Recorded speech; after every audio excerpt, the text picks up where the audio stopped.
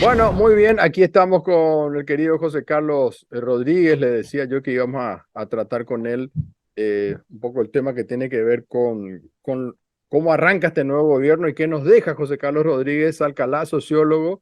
Bueno, estudió en la Universidad Católica aquí en Asunción, en la Flaxo en Buenos Aires y después en la Escuela Superior de Altos Estudios en París, donde obtuvo su masterado y doctorado. ¿Cómo te va, querido? ¿Cómo estás, José Carlos? Muy bien, muy bien. Muchas gracias por recibirnos. Bueno, queremos arrancar con estos últimos días de Mario Abdo, digamos. ¿Qué nos deja el país? ¿Cómo nos deja el país Abdo Benítez? Bueno, lo que pasa es que no es solamente Ario Benítez. Ujú, No, hay que hacer. A él le tocó bailar con la fea, como se dice un poco a nivel de perra. ujú. Le tocó una pandemia mundial que es feroz. Le tocó una crisis de la finanza mundial vinculada a la pandemia, pero que es una crisis no solo sanitaria, sino también económica. Pues yo te diría que en general la economía paraguaya, en términos macroeconómicos, no tuvo un desempeño, sí, tuvo años de recesión, pero los tuvo China, Estados Unidos, Francia, Italia, etcétera, etcétera. O sea que no es una cosa en donde nosotros estamos peor que el mundo en forma muy clara, ¿no? O sea, en la macroeconomía. Ahora, en términos de microeconómica, naturalmente hemos empeorado en la pobreza, hemos empeorado también en mafia. O sea, nosotros somos un país que está siendo invadido o contagiado por la mafia y eso empeoró, ¿verdad? Y también hay como un malestar, o sea, una falta de cohesión social. La gente está como disgustada con la política, con la democracia, con, con la democracia que tenemos, ¿verdad? Y hay como hay un malestar de la cultura, como diría el abuelito Sigmund Freud, ¿verdad? Hay un malestar. No somos un país que está en un momento de contento, como obtuvimos, por ejemplo, después de la caída de Stroessner, que tuvimos como una alegría, un ímpetu, incluso antes de que caiga Stroessner, en las vísperas estábamos con las pilas puestas. Nos metían preso y ya no nos importaba más, porque estábamos como oliendo la víspera de un futuro mejor. Esa sensación de alegría, de entusiasmo, no es la onda principal. Y este gobierno, como vos decís, que bailó con la mafia, bueno, ha dejado también un enfrentamiento que se dio entre Abdo y Cartes, digamos. Yo estaba leyendo, no sé si leíste este estudio de Cambridge que hablaba sobre el narcotráfico y decía que prácticamente esa pelea colorada de alguna manera hizo que aparezcan estas redadas de ultranza y cosas por el estilo, ¿verdad? El tema de la mafia es un tema estructural porque viene de muy lejos. Ujú.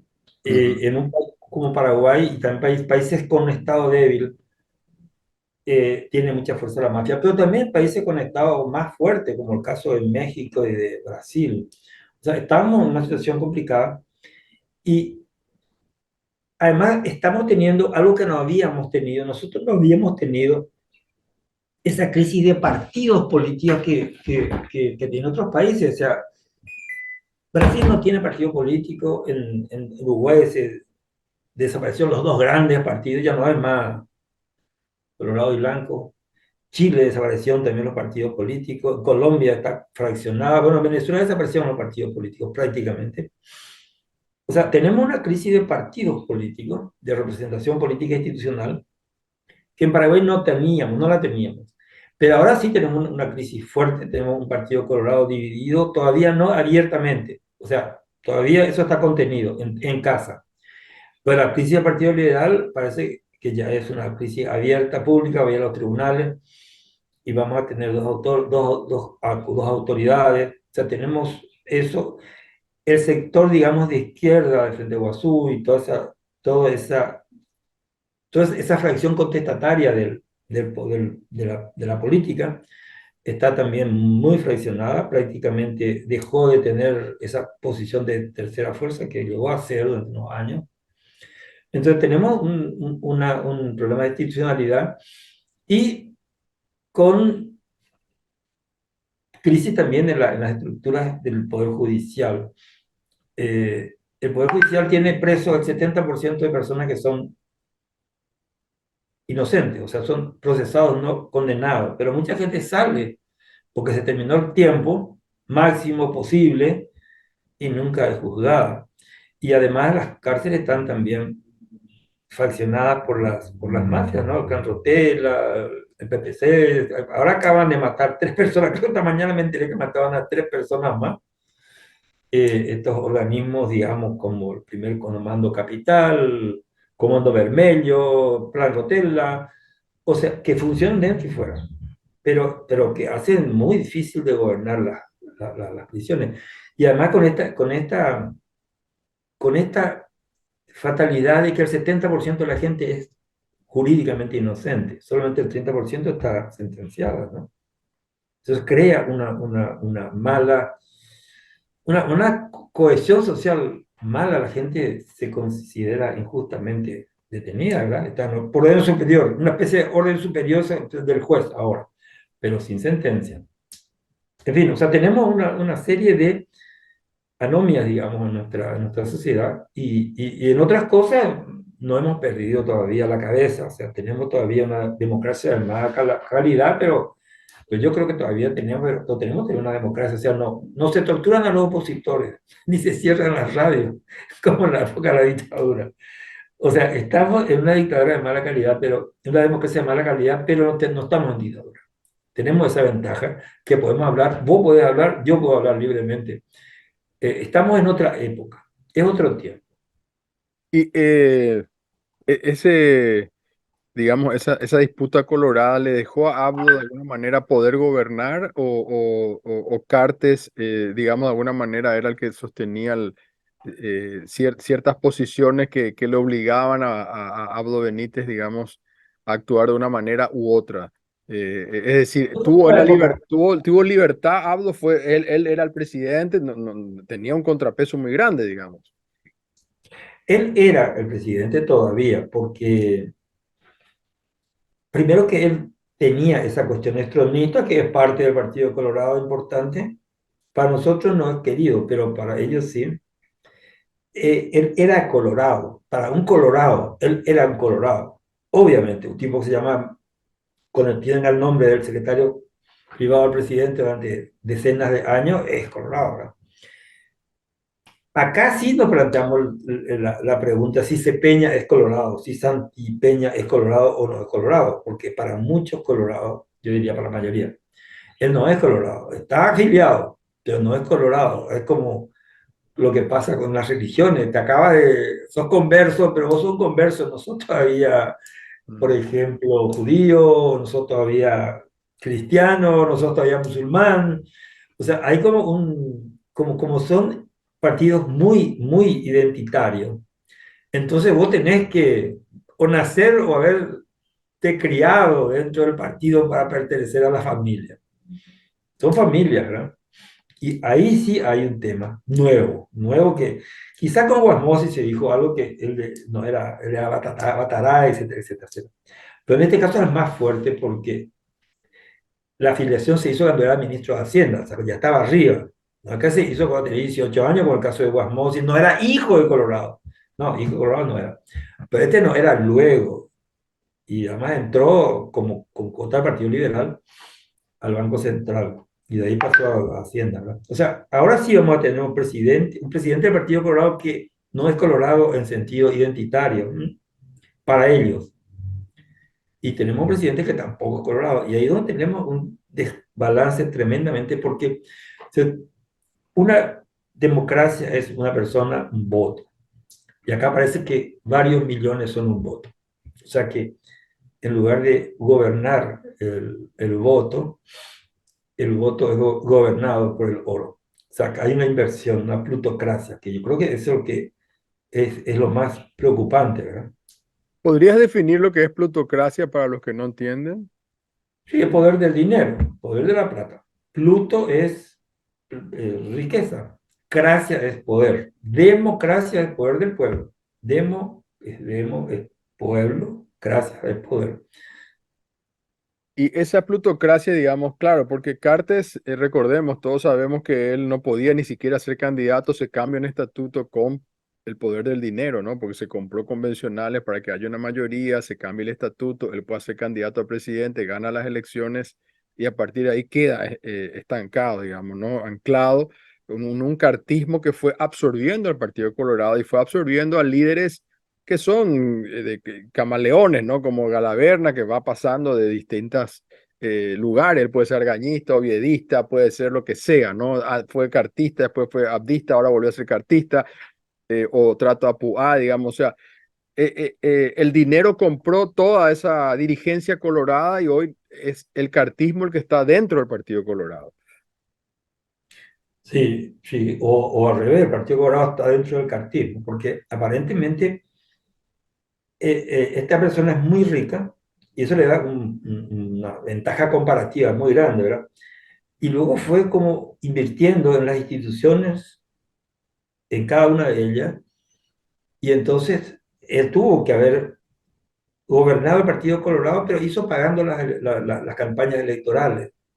Él apoyó las campañas electorales, toda la campaña electoral, sobre todo desde la época del Lugo, en que el Partido Colorado estaba desfinanciado. Y el partido, las seccionales, las gobernaciones, todos los cargos electivos y el Parlamento, ¿no? El Parlamento. Entonces, en este momento ya hubo una cartización o plutocratización, ¿verdad? También en la economía se habla de oligarquía, ¿verdad? Pero la oligarquía tiene la misma etimología. Oligo es pequeño, es poco. Pero acá se trata de una plutocracia, en el sentido que el poder no es simplemente de un grupo, sino que es de un dinero. Y casi todos los cargos en la época del gobierno de Carter eran sus gerentes o sus amigos, o sea, estaba como que el política se metía detrás de la empresa y no la empresa detrás de la política. Como tendría que ser, ¿verdad? Porque hay, obviamente, muchos sectores de la sociedad y los empresarios no son los únicos ni son los que gobiernan. O sea, la Constitución no dice el que tenga mucha plata va a poder gobernar, ¿no? No es un resultado legal, digamos, es una forma de desvalorizar la democracia.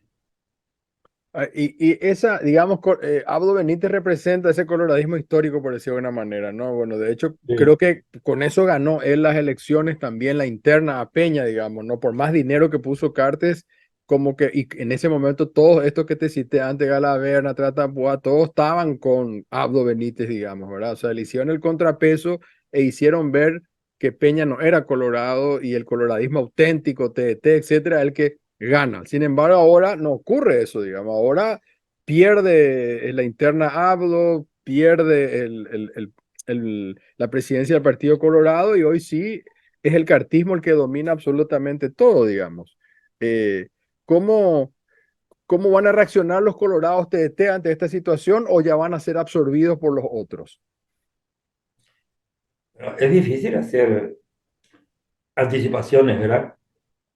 La primera cuestión es cómo vamos a reaccionar el otro sector, porque finalmente el Partido Colorado es 40 y pico. O sea, el Partido Colorado no es la mayoría del Paraguay, ya no más. Esa mayoría absoluta se perdió. Tenía una mayoría absoluta, o sea que solo los colorados ganaban. Hoy no, hoy los colorados con una oposición desarticulada gobiernan, porque el 40 y pico no gobierna solo. Necesitas tener un adversario dividido.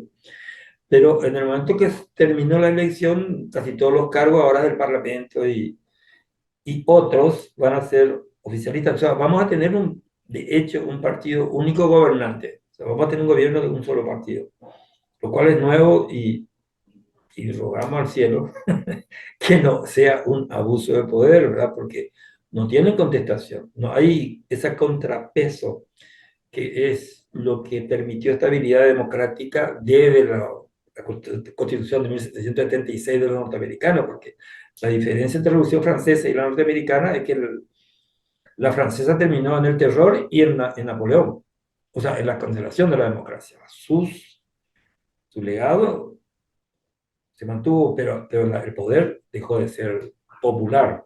Mientras que en Estados Unidos se mantuvo la democracia. Entonces tiene esa ventaja. Ahora, ¿qué va a pasar ahora que no hay contrapesos? Que no hay ningún contrapeso. O sea, que el poder, todo el poder van a tener los colorados. Algunos dicen que no se van a pelear. Como no hay nadie de afuera, van a pelearse como perros de estancia cuando no hay un externo. Es una posibilidad, o sea, que haya desacuerdo. El otro tema es cómo se van a encarar problemas muy grandes que suponen otras funciones, otras alternativas. Por ejemplo, ¿cómo vamos a tener una sociedad más justa si es la plutocracia la que gobierna? ¿Por qué razón vamos a pasar de ese 10% maldito, que solamente 10% de presión tributaria no alcanza para educación, para vivienda, para salud, no alcanza para un plan de desarrollo, para una inversión pública suficientemente enérgica? Entonces, ahora que tenemos un poder casi todo pro-empresarial, entonces, ¿cómo vamos a tener un poder democrático de una democracia social? Pero nosotros somos una democracia además representativa y participativa. Estoy hablando de la Constitución Nacional del 91. No estoy hablando de una ocurrencia. Eso es lo que somos como nación, lo que elegimos ser como nación cuando derrocamos la dictadura. Ahora, cómo va a ocurrir eso cuando un pedazo del país gobierna todo? Y ese hecho de que ellos llegan a esta, decías inédito, ¿no? Es la primera vez en la democracia que pasa esto de un partido colorado en mayoría total, digamos, ¿no? ¿Cómo consiguen eso, digamos? ¿Tiene que ver con la urna electrónica? ¿Tiene que ver con la división en la oposición? ¿Tiene que ver con qué? ¿Cómo ellos logran esta mayoría? No, yo te diría que todos esos defectos del sistema electoral existen. Pues yo creo que esos defectos son los que permitieron la alternancia también. Son los que permitieron que haya un cierto contrapeso con el pacto de gobernabilidad, que fue un pacto, de verdad fue un pacto. Cuando vino la democracia, mucha gente dijo, ¿será que hay que hacerle caso? Porque esto debería varias veces amagado con apertura. Pero las aperturas de Stroessner no era para todos. Ella era la democracia sin comunista, sin comunismo, pero ellos decidían quién iba a ser comunista y quién no. Por ejemplo, en un momento dado fue tan ridículo que el embajador norteamericano era considerado comunista, por ejemplo. Por tu papá, por ejemplo, era comunista y no era, Ujú, obviamente. ujú, Era crítico, pero no era un comunista. El Partido Comunista no tiene entre sus afiliados a Humberto Rubí, pero no tiene. Y yo creo que tampoco son comunistas, pero también es zurdo, ta, ta, ta, ta. Entonces, eh, el tema es que sin contrapeso, una democracia está amenazadísima, está muy amenazada. Hay un libro muy bueno que se llama Cómo terminar la democracia, que dice que la democracia funciona porque los poderes se automoderan. ujú. Si el poder parlamentario quiere obstruir, tiene derecho a deponer a los jueces, tiene derecho. Tiene derecho a no permitir el presupuesto del Estado. No aprueba el presupuesto del Estado, no se puede ganar la plata, gastar la plata. En Estados Unidos cada rato hay una cuestión de quiebra, vamos a decir. Pero también el Poder Ejecutivo, si no tiene una actitud abierta, puede destruir la democracia. En el sentido, vamos a suponer que vos seas presidente de la República y entonces tus amigos hacen delitos y vos los amnistias. Tenés derecho a amnistiar. Entonces no hay justicia. Amnistia a todos tus amigos y si ellos son delincuentes, estás amnistiando a todos los delincuentes que te convienen.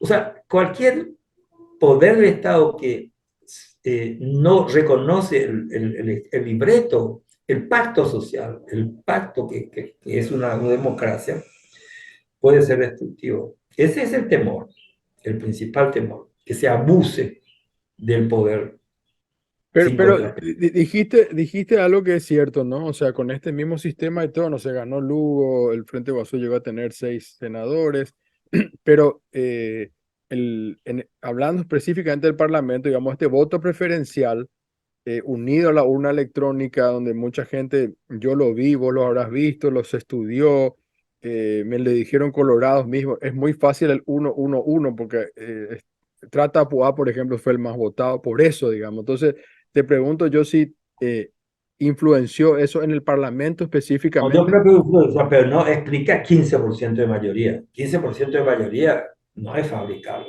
Pero por un 3% puede, o un 2% puede hacerse. Ujú. Yo creo que eso hubo también contra Lugo. Lo que pasa es que, para empezar, Oviedo tenía el 20% de los votos y ahí ya, plum, le Sí, bate una trompada a la cabeza al Partido Colorado. Y bueno, y mucha gente hizo un voto castigo en ese momento, pero, no, pero Lugo no tuvo más votos que él ahí, no, no tuvo más votos que él ahí. Fue otra circunstancia nomás. Entonces, pero había un contrapeso. El contrapeso no es una cuestión secundaria en la democracia. Las instituciones no son suficientes. Y eso se sabe, eso se sabe por todos los gobiernos que se llaman hoy iliberales. Y en el sentido negativo. Y liberal, por ejemplo, en Hungría, que está mal. Polonia, que está mal. Venezuela, es muy poco democrático, porque no cumplen, no transgreden las normas democráticas, pero tampoco dan la oportunidad a la oposición, que también tiene una actitud no democrática, ¿verdad? Pues quieren derrocar por la fuerza al gobierno. Pero digamos, la iliberalidad es un defecto sin romper del todo o romper la institucionalidad, pero pervirtiéndola. Y ese es el gran peligro del Paraguay. Es, no, se habla que yo se me refiero come. al Parlamento, José Carlos, porque estoy de acuerdo contigo en la parte presidencial. Bueno, después quiero hablar de Payo, ¿verdad? Pero fue el Payo el que rompió y por eso, si vos sumás Payo más Efraín, hay 50% prácticamente contra 43 de los Colorados. Si nos vamos al 2018, cuando me tocó estar con Efraín, nosotros perdimos apenas por 3 puntos, ¿verdad? Entonces, no hubo esa división. Ese 3 puntos a nosotros nos sacó Letradito Ibañez en San Pedro, nomás él hizo 3%, digamos, ¿verdad? Que es lo que faltaba, aunque algunos me dicen sí, pero él era Colorado, podía haber sido más para ellos. Puede ser, tienen razón también, se puede ver así. Pero me refiero al Parlamento en concreto, digamos. ¿En cuánto ha incidido este sistema electoral del voto preferencial para que arrase el Partido Colorado o no es así? Es una pregunta abierta. Yo no pienso que la trampita haya sido, por supuesto que favorece a los ricos, porque oye, no hay, nunca termina la campaña interna, nunca terminó la interna, no es que vos ya estás en el primero de la lista, ya vas a entrar, ya se acabó, no, hasta el último día vos estás primero y podés perder, ¿verdad? Eso es posible. Pero hay demasiadas otras cosas que no tienen que ver con el sistema. Desde luego que el sistema electoral comienza mal cuando no hay una autoridad imparcial en la mesa electoral. Fíjate que es uno de los contendientes el que tiene la presidencia de la mesa. Eso no está bien, eso está muy mal. Ahí ya comienza el problema. En segundo lugar, la cuestión electrónica es auditable, pero no se hizo ninguna auditoría que negara. Ahora, este sistema de voto cerrado, abierto, sí creo que es muy negativo en términos de favorecer casi todo cargo es individual. Porque anteriormente vos tenías en la lista era el diputados, senadores, etcétera, etcétera, concejales, ¿no? Pero el candidato, digamos, unipersonal era el presidente, el intendente, etcétera, etcétera. Ahí ya todo, ahora son todos los cargos son prácticamente personales. Y eso es muy caro. Vos hiciste campaña. Pero fíjate que en tu caso, lo que hubo es hacer una concertación en donde las fuerzas de la concertación estaban parejas, o sea, entre nosotros opositores o entre vos sí representaba al Frente Guazú, a la gente de izquierda, vamos a decir, democrática, pero eso era otro. Pero ahora no, ahora no, ahora lo que hizo, digamos, Alegre es alguien que no era nadie, no era nadie en términos, la señora esta, muy buena chica, simpática, pero no representaba a nadie, ¿verdad? O sea que no hubo una concertación de verdad. Fue una simulación con muchas banderitas, muchos papeles con membrete, pero no fue una concertación. Y el que no fue realmente, el que salió de la concertación fue justamente Paraguayo-Cuba. Es posible que Paraguayo-Cuba, dentro de la concertación, hubiera moderado su discurso porque era una persona muy, como es, intempestivo, pero dentro de un equipo quizás sea manejable. Es lo que trajo y explotó, mal explotó, pero explotó, es esa furia que existe en Paraguay en términos de que hay democracia, pero yo pierdo, hay desarrollo, pero yo no gano, porque la macroeconomía no nos pone tan mal, pero, pero la desigualdad creciente. Entonces cada vez hay más desigualdad. Se mata el campo campesino. Ahí sí hay plata, pero es soja. Antes era, cuando había plata era algodón. Algodón es el campesino. Soja son los oligarcas, vamos a decir, ¿no? O los ganaderos, o sea, los sectores terratenientes, ¿no? Entonces, esa economía desigual, desigualadora, eso produce bronca. Si vos tomás, y se tomó el presupuesto de la nación y el ejercicio público, resulta ser que antes de impuestos y de transferencias, antes de impuestos y transferencias, las economías europeas son muy desiguales. Después de impuestos y transferencias son igualitarias. Mm. Pero en Paraguay al revés, en Paraguay la función del Estado no es igualar, sino desigualar. O sea, después de impuestos y transferencias, la desigualdad crece. El Gini, como se dice, porque hay un señor que se llama Gini, que inventó un índice que dice, bueno, ¿qué diferencia hay entre que uno tenga todo o todos sean iguales? ¿Cuál es la diferencia entre la igualdad completa y la desigualdad completa? Y eso es el Gini. Bueno, nuestro Gini, que es nuestro termómetro de la igualdad, ese termómetro empeora después de la acción del Estado, después del servicio, digamos, que el Estado da a la ciudadanía. O sea, que es un Estado desigualador. Aunque hay políticas igualitarias, pero el balance es que desigual, el Estado es desigual. La gente está con bronca por eso, porque además la empresa privada, te guste o no te guste, sea china o sea norteamericana, tiene una función de desigualación normal. La competencia tiene perdedores.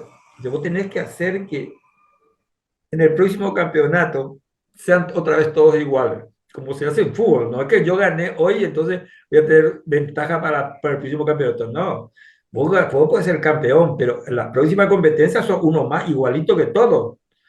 Eso tiene que hacer un Estado social. Si es que hay perdedores, sí, pero una vez nomás perdí. La próxima vez puedo ganar. José Carlos, hacemos una pausa brevísima y ya volvemos. Vale.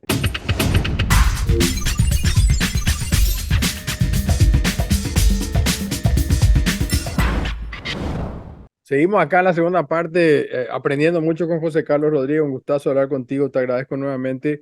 Te quería preguntar, ya que dejamos con temas económicos, ¿qué pensás de esta fusión del Ministerio de Supereconomía, un nuevo ministerio, menos secretarías, la SET, etcétera? ¿Cuál es tu opinión? Mira, la fusión, casi toda la fusión me parece razonable, en el sentido que haya una coherencia en la conducción de la política económica, que eso sí es útil. Ahora, la Secretaría de Función Pública no tiene nada que hacer ahí, porque la Secretaría de la Función Pública, no estoy inventando, ya leímos a Borda hace poco, ese es un controlador, tiene que haber mecanismos de control. Y eso no es para meterlo dentro de ese grupo económico del Ministerio de Hacienda o de Economía que se va a llamar ahora. Eso está mal. Pero el resto no me parece mal que haya un Ministerio de Economía. Está bien, nosotros necesitamos tener una política económica. O sea, las grandes cosas que pasaron en Paraguay llamémosle carreteras, Itaipú, Yacyretá, son proyectos brasileños, argentinos, norteamericanos, no son proyectos paraguayos. Nosotros no hicimos nunca lo que hizo un Corea del Sur, lo que son Taiwán, lo que son China continental, de decir, tener una política de desarrollo y llevarla adelante. Esa se hacía de en la época de Stroessner, porque la Secretaría Técnica de Planificación no tenía prácticamente ningún poder económico. Y para tener una política de desarrollo tenés que tener un Estado que no sea pobre. Para que un país deje de ser pobre, el Estado tiene que dejar de ser pobre primero para poder invertir. O si no, la ley sin plata. Antes decía la ley sin espada, decían los feudales, pero ahora no, la ley sin plata no funciona. Yo no puedo mejorar la educación sin mejorar al maestro, y no puedo mejorar al maestro sin educarle mejor, y eso cuesta plata. Así de simple. ¿Y cuál crees que es la mirada de Peña, ya que él viene de la economía, viene de un Chicago Boys más o menos, ¿no? ¿Cómo ves él Y él ya dijo que no piensa aumentar los impuestos y nosotros necesitamos tener más dinero para educación y para salud. Necesitamos tener más impuestos. Y además necesitamos tener más impuestos porque los recursos de la recaudación van a sufrir un problema porque cada vez tenemos más deuda. Esta deuda está acercándose al 40%, o ya tocó, y entonces no hay plata disponible, porque si vos tenés que el 40% ya para pagar deuda, no es solamente Paraguay, esa es la herencia de la pandemia, ¿verdad? Y eso no había forma de oponerse porque iba a dejar que la gente no iba a hacer cuarentena, se te moría la gente. Estados Unidos se murió 1 millón de tipos porque hicieron mal la cuarentena. Brasil murió 600.000 personas porque hicieron mal la cuarentena. Nosotros tuvimos casi 30.000 muertos, pero hubiéramos tener mucho más, que es como la guerra del Chaco, ¿verdad? Pero hubiera sido peor acercarnos a la guerra grande, ¿verdad? O sea, haciéndolo tonto, que se trabaje y no hay cuarentena, ¿verdad? La cuarentena era carísima, era un desastre en términos culturales, en términos sanitarios. ¿No sabes cómo aumentaron las personas con dificultades psicológicas, de Mm. suicidio, depresiones? O sea, eso fue una desgracia mundial, ¿no? Había que gastar plata. Yo no estoy en desacuerdo, pero te quita, te empeña, hay que pagar esa plata, ¿verdad? Y entonces vos necesitas más impuestos, necesitas que la gente contribuya más para Y poder pagar, porque si no le van a cobrar al pobre. Porque el eso. IVA es igualador. El IVA no es un impuesto progresivo, sino es regresivo. Porque los ricos toman impuestos, pero desvían el IVA. Si yo soy un comerciante bueno, yo pago IVA, pero esa IVA le cobro a mi cliente. O sea, si yo soy un empresario, yo el IVA vuelvo a, a cobrar. No pago yo el IVA yo de mi ingreso, sino que es un intermediario. Mientras que el pobre no, el pobre vive de cobra lo que sirve para la vida. Entonces el IVA es más pesado para el pobre y para el rico. Ya lo decía, creo que en un artículo el multimillonario Warren Buffett, que su secretaria en Estados Unidos, incluso su secretaria pagaba más impuestos que él realmente, digamos, ¿verdad? En puridad decía él eso. Y me imagino que acá en Paraguay es peor. Entre un empresario, digamos, millonario y su secretaria, digamos, la secretaria termina pagando mucho más. Y la ideología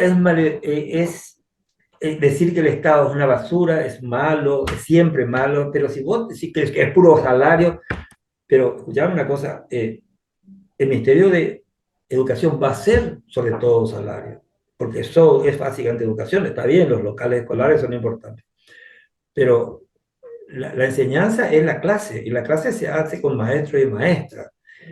El Ministerio de Salud tiene un dato importante y va a seguir teniendo gastos importantes, pero una buena parte del Ministerio de Salud va a tener que ser salarios de enfermeras, de médicos, de paramédicos, etcétera, etcétera. O sea, no te vas a salvar de gastar mucho dinero en salarios. El, pero se maldice al Estado, se dice que el Estado es una basura, y entonces el empresario, que es el que más puede pagar, el único que en realidad puede pagar en forma progresiva, porque ¿qué le vas a sacar plata a una persona que tiene salario mínimo, no puede sacar un mango de esa persona, porque no tiene para darte, no tiene. No, Entonces, tener que sacar más impuestos significa en todo el país, todo el mundo, el más impuestos para los ricos. Y ellos saben eso y no quieren. Y tienen como una estrechez de mira, porque el norteamericano que quiere pagar salario, ese empresario que dice, mi secretaria que paga más impuestos que yo, él está dispuesto a pagar más salario. Hay asociaciones de empresarios proponiendo que se aumenten los impuestos a los ricos. O sea, ricos saliendo. ¿Por qué? Porque a la larga, ser un millonario en medio de mendigos no es un destino positivo. No hay cohesión social, no hay igualdad, no hay buena onda, como se dice normalmente. En cambio, ser un empresario eficiente de un país eficiente y justo es realmente una gran calidad de vida. No tener miedo al delito, no tener miedo a Eso es lo la... que, disculpame, había leído que sobre la presión tributaria y los impuestos decían, bueno, si Paraguay es un paraíso fiscal y todo bien, los millonarios del mundo vendrían a vivir a Paraguay y sin embargo no viven acá, prefieren vivir en Inglaterra, en Suecia, donde pagan impuestos, o en Francia altísimo, digamos, por lo que vos estás diciendo, digamos, porque Sí, sí, eso sí. se invierte en desarrollo, en la educación, en transporte, qué sé yo, en un montón de cosas. O sea, ellos están destruyendo, digamos, es más cómodo no pagar impuestos, es más cómodo, pero después eso tiene un costo muy alto. El costo de la desigualdad es altísimo y el beneficio de la igualdad es inmenso. O sea, un sueco no se molesta a pagar la mitad de su dinero en Estado, o sea, ¿no? Está feliz porque le va bien las cosas. Yo le pregunté a un amigo sueco y le dije, decime una cosa, ¿a qué colegio le mandás a tu hijo? Y el que está más cerca de mi escuela. Claro. Es como decir, ¿en qué almacén vos comprás? Y el que está más cerca de mi casa, uno compro. Ese es el almacén que yo uso. La misma cosa. Todos los colegios son buenos, los estatales, ¿verdad? Y bueno, no es lo mismo que tener unos cuantos colegios de tutti y tener muchos colegios malos, ¿verdad? En cuanto a los impuestos, ya que hablamos de eso, también queda una discusión que existe, yo creo que manipulada también cuando dicen, no, los ojeros sí pagamos impuestos a los ganaderos. Ellos te dicen, no, yo pago impuestos a la renta igual que cualquiera, digamos, ¿verdad? Entonces, estaría bueno un poco explicar si realmente pagan o no pagan los ganaderos y los ojeros los impuestos que deberían pagar.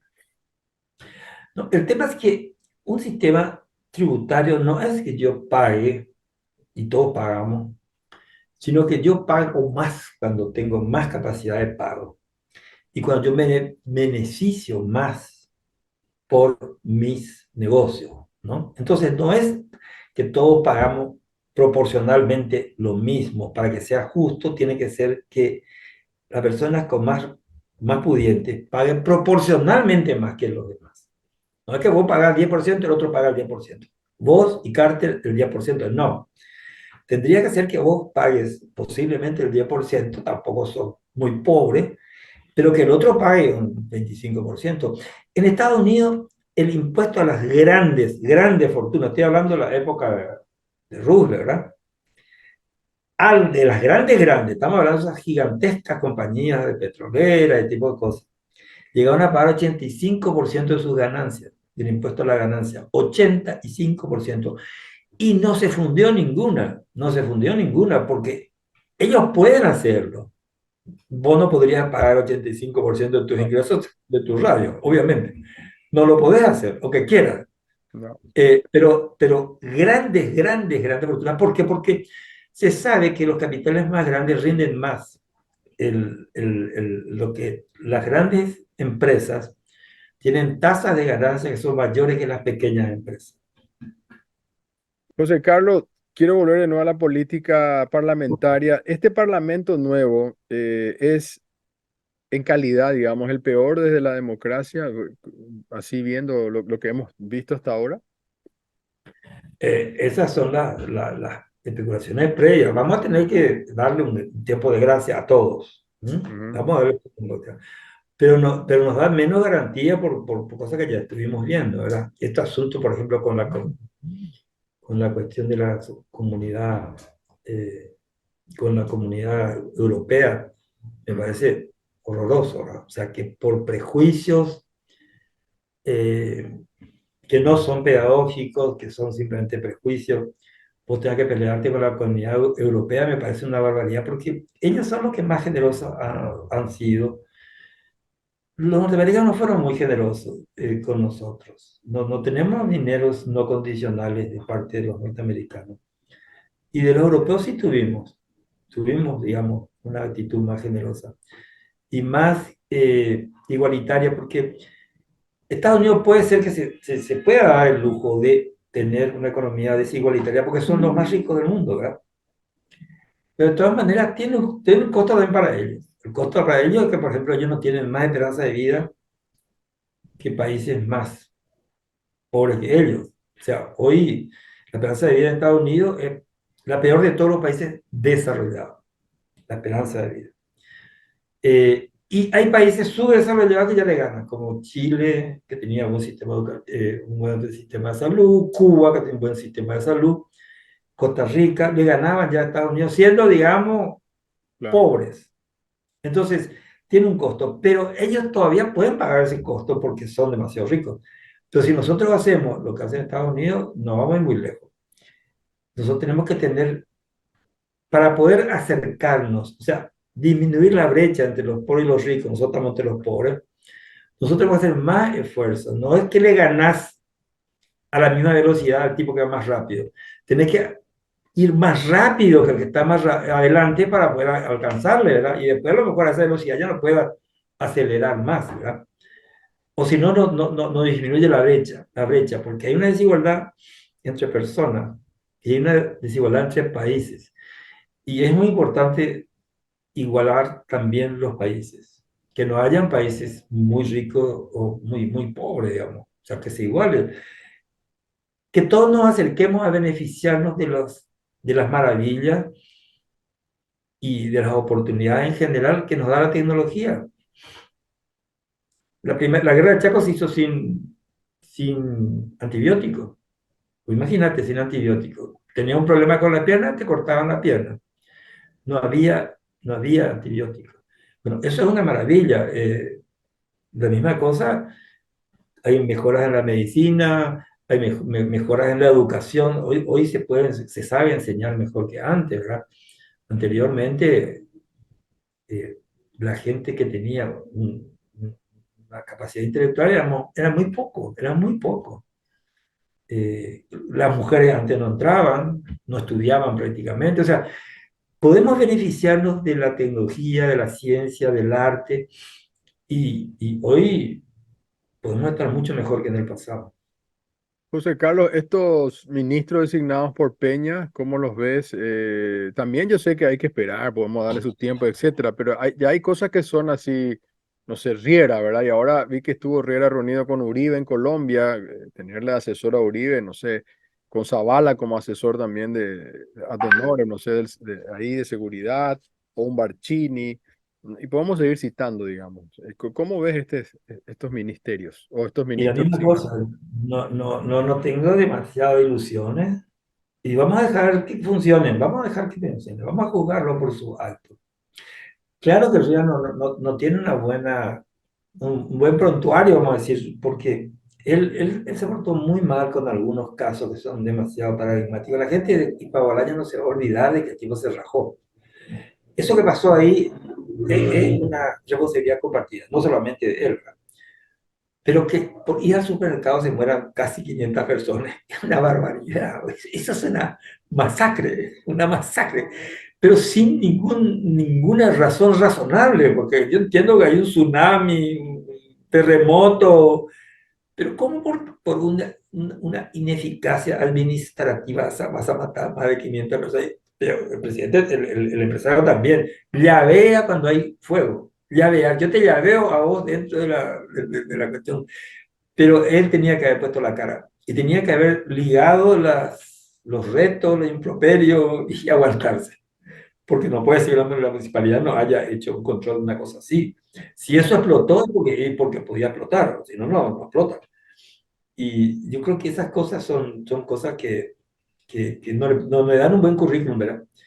Pero vamos a ver cómo se funciona, vamos a ver cómo funciona. Vamos a darle un poquito de beneficio de la duda, ¿verdad? Y finalmente te quiero preguntar qué pasó con la izquierda, digamos, cómo es que Lugo no entra siendo Lugo, por ejemplo, al Senado. ¿Qué pasó ahí? ¿Cómo viste la campaña, esta división? Yo le apoyo a Efraín, yo le apoyo a Euclides. ¿Cómo viste esto?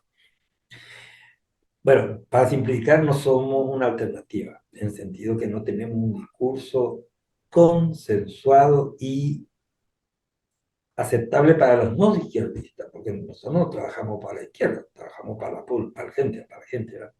No tenemos un discurso que sea consensuado, creíble, efectuable y que al mismo tiempo sea interesante para la gente. Fíjate el caso de Lula, por ejemplo. Lula no, en otros mandatos planteaba el tema social porque él sacó 40 millones de la pobreza. Eh, pero en este momento el problema social no era el que agobiaba, el problema era la democracia. Tenía que ser un país que se estaba destruyendo en términos de unidad, de cohesión social bueno, es junto a todo lo que nos dan sus enemigos, todo lo que nos sea su enemigo. Bueno, nosotros en este momento tendríamos que hacer un esfuerzo para decir, bueno, hicimos la democracia, ahora tenemos que hacer la democracia social, participativa y deliberativa que necesitamos. O sea, hicimos la primera parte de nuestra constitución está cumplida, pero la segunda parte no está cumplida. Tenemos que tener un discurso para la gente, no para nosotros. Y yo creo que no tuvimos ni capacidad de cohesionarnos. La candidatura de Lugo fue un error. Él está enfermo y hay que respetar a una persona que está, no exhibirlo ni someterle a un esfuerzo muy grande. El día que vos estás gripado y con la garganta ronca, no tenés que dirigir un programa radial. Curati y vendí. Él no fue, él fue yo creo que muy maltratado por sus amigos, ¿verdad? Por sus amigos. Y la gente vio eso, la gente vio. Él solo tenía entre 300 y 400 mil votos, él solo. Y bueno, lo que tuvo ahora ni entró. O sea que, pero no tenía que haberse candidato. No es el momento, está enfermo.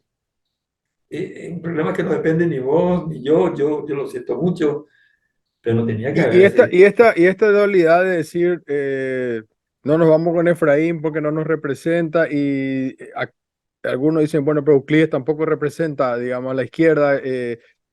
Eso también contribuyó, digamos, obviamente a la división. Pero es claro que si no existe un libreto aceptable que haga que vos digas, mira, a mí me importa Rubín, me importa mucho Leo, pero me importa más que el país progrese. Y este otro, esta generosidad tiene que ver con la idea que vos sientas que el otro te está haciendo una propuesta que no puede decir que no. Yo recuerdo cuando vino la democracia, que venían algunos tipos y decían, no, pues este es un narcotraficante, Rodrigo es un narcotraficante. Decía, espera, si vos peleaste de verdad por la democracia, no para el gobierno, sino para la democracia, y alguien que te ofrece democracia, aceptá nomás, no importa, no importa, porque es lo que es tu tema, es tu vocación. Cuando se fue a verle Cartes se fue a verle a Dionisio Borda, que estaba defendiendo un impuesto a la renta que era muy importante. Y alguien le dijo, pero escuchame una cosa, este señor es un tipo muy contrera, muy conservador. Digo, pero si él está defendiendo mi propuesta, yo no puedo tener la coherencia de oponerme a un tipo que está de acuerdo con esta propuesta, porque en política uno no se une con los que quiere, sino con los que van adelante contigo, con los que llevan adelante. Y bueno, y todas esas cuestiones, claro que nadie representaba, pero esa propuesta que sea representativa de todo, suficientemente representativa de todo. Como pasó un poquito con Lugo, que Lugo era una persona que garantizaba una cierta unidad razonable. Y él por confiable, digamos, tuvo la candidatura, solamente por confiable, pero necesitamos tener una propuesta confiable. Y no tuvimos una propuesta confiable para todos. Confiable, confiable para la gente, no, no confiable para yo que yo le pongo la etiqueta, no, no un adjetivo, es una actitud y es y no pudimos tener una propuesta confiable. ¿Qué es lo más importante para el Paraguay? Para el Paraguay, ¿qué es lo más importante que podemos dar unidos nosotros? Y, por ejemplo, fundamental, cambio la cuestión rural, no puede ser que se esté destruyendo. Primero se echa a los campesinos, pero además se echa todo, echa la selva. Estamos creciendo a partir del decrecimiento ecológico y eso no es razonable. Necesitamos industria porque la agricultura de todas maneras no va, la agricultura no va a trabajar en forma permanente a todos. O en general ahorra mano de obra la agricultura. Usted mecanizar te queda sin gente. Claro. Entonces, la justicia, la mafia, obviamente, la integridad, la justicia, la seguridad social. ¿Qué pasa cuando vos sos viejo y sos pobre y te morís? O sea que cuando vos ves dónde gasta la plata el pobre en medicamentos, consulta gratis puede conseguir un poquitito. Y saben que no gasta la plata el pobre en internación. Y vos sabés lo que cuesta la internación. El pobre también. No se puede internar. Si tiene que internar, se muere o se salva, pero no se puede internar. Entonces, esa desigualdad social que tiene el Paraguay tiene que ser encarada y eso es lo que nosotros tenemos que proponer, garantizar en forma razonable. No, no es que vos vas a pasar de un 10% de presión tributaria a un 40% va a ser Suecia. No, vi que Borda planteó 15% nomás, de 10 a 15. Pero eso ya sería un beneficio enorme, digamos. Pero una izquierda tiene que tener propuesta, tiene que tener proyecto, credibilidad y también un poco de disciplina. Si me ganaste las elecciones, me ganaste, lo siento. Si yo te gané, lo siento. Pero si vos sos un tipo que te vas a una asamblea, perdiste la asamblea porque te ganó la candidata Contreras, y bueno, tenés que subordinarte al resultado libre que vos aceptaste como competencia, ¿verdad? Así es. Querido, te agradezco tu tiempo, un gustazo hablar contigo como siempre. Un fuerte abrazo. Igualmente, Gracias. hermano. Ya Muchas muy gracias, bien. José Carlos. Nosotros hacemos una Chao. pausa y ya volvemos.